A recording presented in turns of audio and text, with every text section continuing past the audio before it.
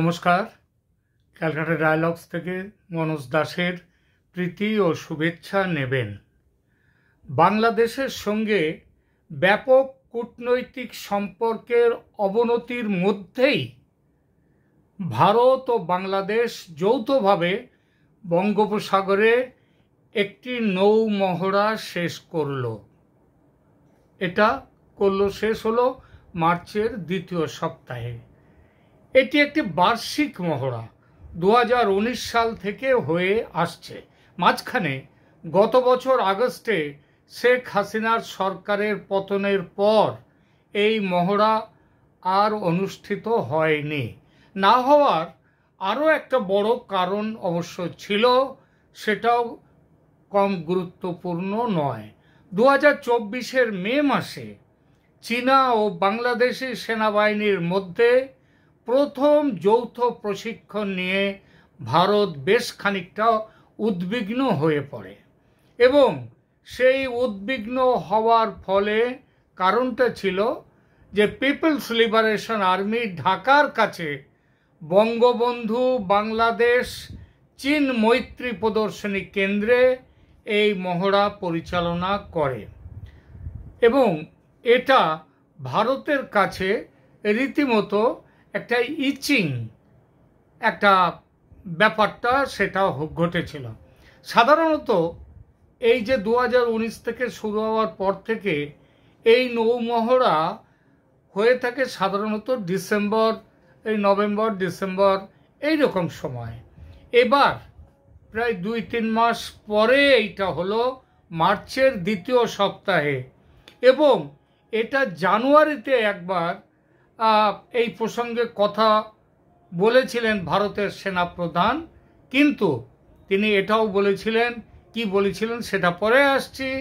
এখন শুধু বলি কেন জানুয়ারিতেও করা যায়নি কিংবা নভেম্বর ডিসেম্বরেও এই মহড়াটা করা যায়নি সেটা একবার বলি। এবং এইবার বলি যে ভারতের সেনাপ্রধান জেনারেল উপেন্দ্র দ্বিবেদী কেন যে এই মহড়া এর আগে জানুয়ারিতেও করা যায়নি সেটা তার একটা কথা স্পষ্ট। জানুয়ারি মাসের দায়িত্ব গ্রহণের পর তার প্রথম প্রেস ব্রিফিংয়ে জেনারেল উপেন্দ্র দ্বিবেদী ভারতের সেনাপ্রধান তিনি বলেছিলেন দু দেশের মধ্যে চলমান পরিস্থিতির উন্নতি হলে যৌথ নৌ মহড়া পরিকল্পনা অনুসারে এগিয়ে যাবে। তাহলে মার্চ মাসে যেটা জানুয়ারিতে হয়নি, কারণ দু দেশের মধ্যে পরিস্থিতির উন্নতি হয়নি এবং সেটা উন্নতি হলে তাহলে এটা করা হবে। এখন মার্চের দ্বিতীয় সপ্তাহে এসে এই নৌমহড়াটা করবার পর তাহলে তো বলা যায় এবং বলতে হয় যে সম্পর্কে উন্নতি হয়েছে ভারত বাংলাদেশে, তাই সেটাও হয়েছে বলেই এই মহড়াটা করা গেছে। কিন্তু দু দেশের সরকারের মধ্যে যে সম্পর্ক ভালো হয়েছে তার আপাত কোনো লক্ষণ তো দুই দেশের সম্পর্কের মধ্যে, অন্তত সরকারের সম্পর্কের মধ্যে তো দেখা যাচ্ছে না। তাহলে সরকারিভাবে পরিস্থিতির উন্নতিটা কোথায় হলো? ভারত এখনও ইউনূসের অবৈধ সরকারের সঙ্গে কোনো বার্তালাপে রাজি নয় বলে জানিয়ে দিয়েছে। এখনও ভারত তাদের স্ট্যান্ডে অটল আছে। ভারতের সাফ কথা, নির্বাচিত সরকার ছাড়া আর কোনো সরকারের সঙ্গে তারা কথা বলবে না। তাহলে সেটা তো বুঝলাম। তাহলে এই যে বিএসএফ বিএসএফের সঙ্গে বিজিবির যে বৈঠক হলো, নৌমহড়া হলো, এগুলো কেন হলো? এগুলো ভারতের কথা, এগুলো মন্ত্রী পর্যায়ের কোনো বৈঠক নয়, এগুলো সিকিউরিটি সংক্রান্ত এবং সেনার ব্যাপার সেটাও সেনা সংক্রান্ত ব্যাপার, এটা সরকারের ব্যাপার নয়। এবং বিএসএফ এবং বিজিবির মধ্যে বর্ডার সিকিউরিটি ফোর্স ভারতের এবং বাংলাদেশের বর্ডার গার্ড বাংলাদেশ, তাদের বৈঠকের কারণ হচ্ছে সীমান্তে উদ্ভূত কিছু সমস্যা এবং জরুরি সমস্যা সেগুলো নিয়ে আলোচনা করা এবং এইটার জন্যেই তাদের এটা এটা যে সরকারের মাথার সঙ্গে বৈঠক তা নয়, সরকারের মন্ত্রীদের সঙ্গে বৈঠক সেটাও নয়, এটা হচ্ছে কাজ চালিয়ে নিয়ে যাওয়ার জন্যে যে বৈঠকগুলো সেইটা। কিন্তু নৌমহড়া তো কোনো জরুরি বিষয় নয়। বিএসএফ এবং বিজিবির যে বৈঠক সেটা ভাবলাম সেটা জরুরি ব্যাপার, কিন্তু এই যে নৌমহড়া এটা তো কোনো জরুরি বিষয় নয়। এটা আজকে না করলেই যে হবে না, আরও সমস্যা গভীর হবে এমন তো কোনো ব্যাপার নেই। তাহলে কি বলতে হয় যে ভারত এটা মনে করে না এটা বাংলাদেশের সরকারের কোনো ব্যাপার, এবং এই যে আজকে বাংলাদেশের এগিয়ে এসছে বৈঠক করার জন্যে, এটা কি তাহলে বাংলাদেশ সেনা কর্তৃপক্ষের তাদের নিজেদের সিদ্ধান্ত? এই সম্ভাবনা দৃঢ় হওয়ার কারণ প্রধান উপদেষ্টার চীন সফরের আগে এই মহড়াকে ইউনূসের পক্ষ থেকে সবুজ সংকেত দেওয়া সম্ভব নয়। কারণ ভারতের সঙ্গে যৌথ নৌমহড়ার সবুজ সংকেত দিলে চীন সেটা সহজভাবে নেবে না, চীন বরং ক্ষেপে যেতে পারে। সুতরাং তিনি এর বিরোধিতা করেছেন, অর্থাৎ নৌমহড়া যাতে না হয় তার বিরোধিতা করেছেন বলে আমাদের বাংলাদেশ থেকে সূত্র মারফত আমরা জানতে পারছি। অন্যদিকে ভারত চাইছিল এটা করতে, এবং ইউনূসের সঙ্গে চীনকেও এই বার্তা দিতে যে সরকারিভাবে ভারত বাংলাদেশের মধ্যে দুই সরকারের মধ্যে সম্পর্ক ভালো নয়, কিন্তু ভালো নয় মানে রীতিমতো শীতল সম্পর্ক, কিন্তু সেনাবাহিনীর সঙ্গে সম্পর্ক বর্তমানে, আবার বলছি জানুয়ারিতে কিন্তু সম্পর্ক স্বাভাবিক ছিল না, এখন স্বাভাবিক হয়েছে, সম্পর্ক এখন উষ্ণ হয়েছে। ফলে জানুয়ারিতে যে মহড়া হয়নি সেই মহড়া এখন করা হলো এই মার্চে এসে।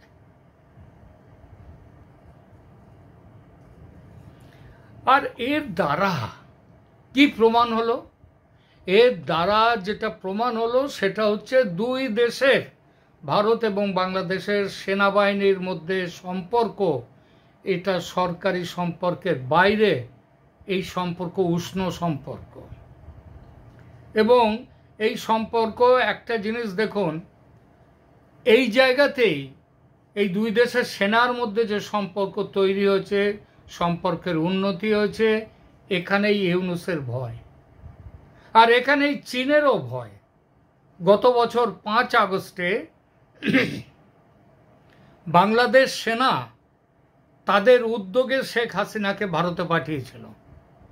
তিনি এসেছিলেন, সেনার অফিসাররা তার প্লেনের মধ্যে ছিল, সেই বিমান ছিল বাংলাদেশ বিমান বাহিনীর বিমান, বাংলাদেশ সেনাবাহিনীর বিমান।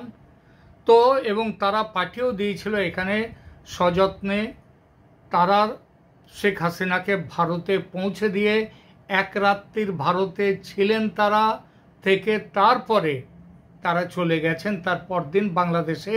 এবং আজ অবধি ওই সেনারা যারা নিয়ে এসেছিল তারা যদি সেনাবাহিনীর মতামত ছাড়াই যদি তাকে ভারতে নিয়ে আসে, আজকে তাদের বিরুদ্ধে কোনো ব্যবস্থা আজ অবধি নেয়নি বাংলাদেশের সেনা।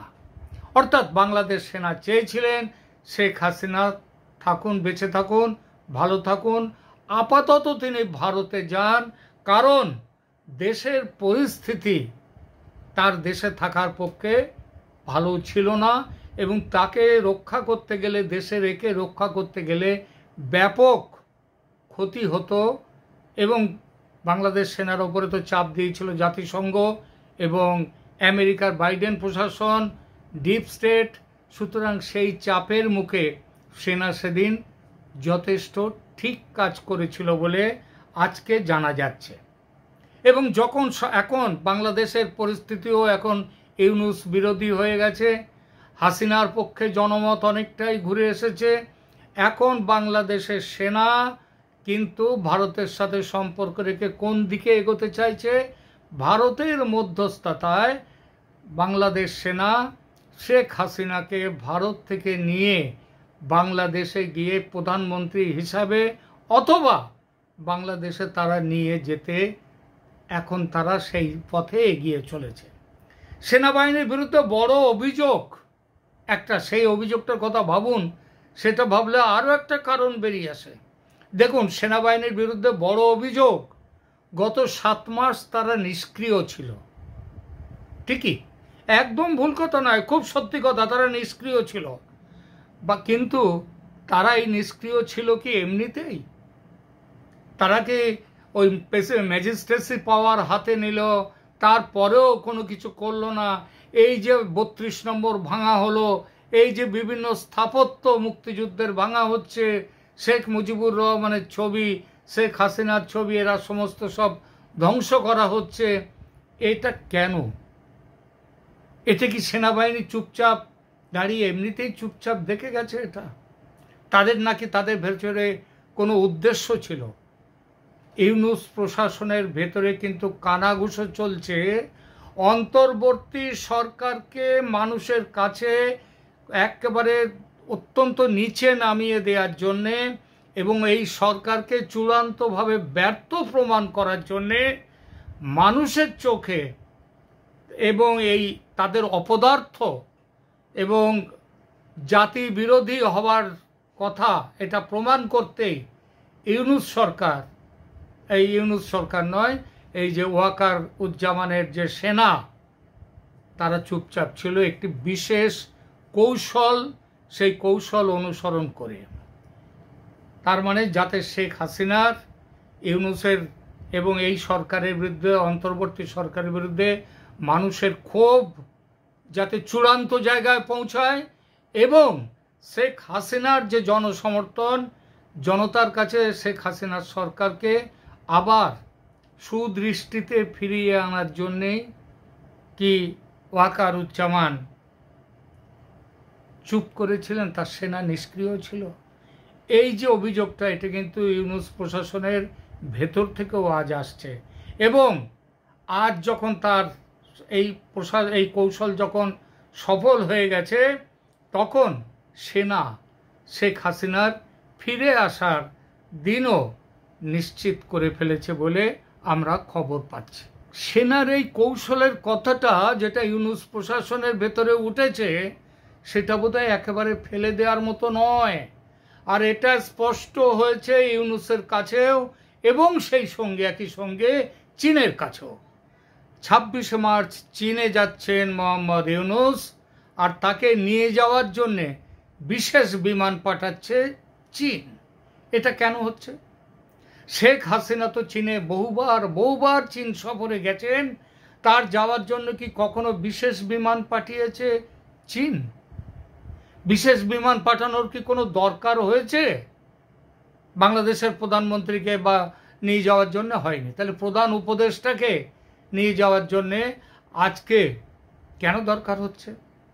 এই যে গত সেপ্টেম্বরে নিউ ইয়র্কে গেলেন জাতিসংঘের মিটিংয়ে ভাষণ দিতে, জাতিসংঘের অধিবেশনে মানে আমাদের ইউনূস সাহেব গেলেন, কিন্তু তারপরে ধরুন এই সেদিন সুইজারল্যান্ডের দাভোসে গেলেন তিনি মিটিং করতে। সেদিন কি তাদের জন্য আলাদা কোনো বিমান এসছে? আসেনি তো, কোনো জায়গা থেকে আলাদা বিমান আসেনি। তাহলে চীনের জন্যে, চীনে যাওয়ার জন্য কেন আলাদা বিমান পাঠাচ্ছে চীন? এবার তাহলে বিশেষ চীনের প্রয়োজনটা হলো আলাদা বিমান নিয়ে, অর্থাৎ বাংলাদেশের বিমান নিয়ে যদি মোহাম্মদ ইউনূস চীনে যান এবং যাওয়ার পথে কোনো বিস্ফোরণ যদি হয় সেই বিমানে, কিংবা অন্য কোনোভাবে যদি তার যাওয়া আটকে যায় কোনো পরিস্থিতিতে, সেই জন্য বিশেষ বিমান পাঠাবার ব্যবস্থা। অর্থাৎ ইউনূসকে বাঁচিয়ে রেখে চীনে নিয়ে যাওয়া, এটা চীনের একটা বড় একটা জায়গায় তাদের এটা একটা বড় কৌশলের জন্য হয়েছে। কেন ইউনূসকে বাঁচিয়ে রাখাটা প্রয়োজনীয় হচ্ছে চীনের কাছে? দুটো বিশেষ কারণ আছে। একটা হচ্ছে তিস্তা বাঁধ নির্মাণ প্রকল্পের চুক্তি, এবং সেই কাজটা করবার দায়িত্ব চীনকে দেওয়ার জন্যে একটা চুক্তি দরকার। আর লালমনিরহাট বিমানবন্দরকে পুনর্নির্মাণ করা, সেটাও আর একটা বড় ব্যাপার। চীনের কাছে এটা দরকার হচ্ছে ভারতের এই যে শিলিগুড়ি করিডর, সেই করিডরের ওপর নজর রাখা এবং ভারত থেকে ওই যে 8টি রাজ্য উত্তর পূর্বের সেই রাজ্যগুলোকে বিচ্ছিন্ন করা এবং নেপাল এবং ভুটান এই দুটোকে চীনের সাথে যুক্ত করা, করে একটা বিশাল সাম্রাজ্য পৃথিবীর চীন করতে চায়। তার জন্যই হচ্ছে ইউনুসকে বাঁচিয়ে রাখা দরকার এবং তাকে দিয়ে চুক্তি দুটোই স্বাক্ষর করানো চীনের জন্য খুব জরুরি। আর এই জন্যেই বিশেষ বিমান পাঠাচ্ছে চীন, যাতে সেই বিমান ইউনুসকে নিয়ে নির্বিঘ্নে চীনে পৌঁছতে পারে।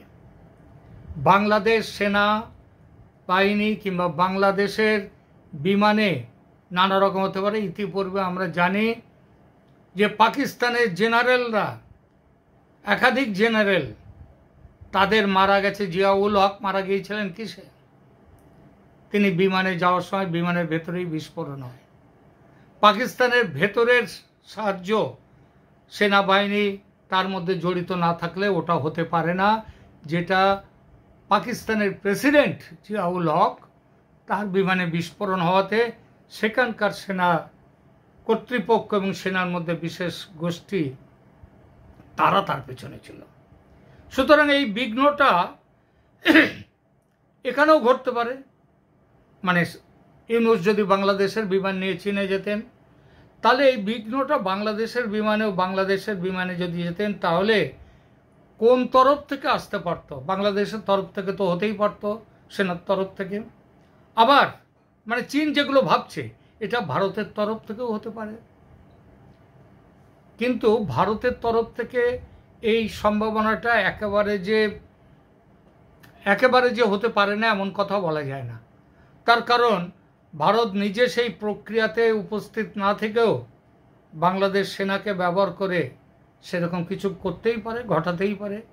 কারণ বাংলাদেশের সেনার সঙ্গে ভারতের সেনার এখন সুসম্পর্ক, যেটা জিয়াউল হকের মৃত্যুর ব্যাপারে পাকিস্তান সেনার সঙ্গে ভারতের সেনার সেই সম্পর্ক ছিল না, কোনোদিনই ছিল না।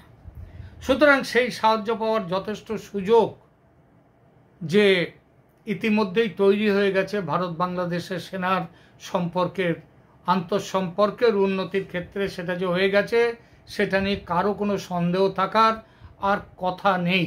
জেনারেল ওয়াকারুজ্জামান গত 15-20 দিন ধরে তার বিভিন্ন কথায় ও বিভিন্ন কাজে প্রমাণ করে দিয়েছেন যে বাংলাদেশ তিনি এখন অন্য পথে হাঁটছেন।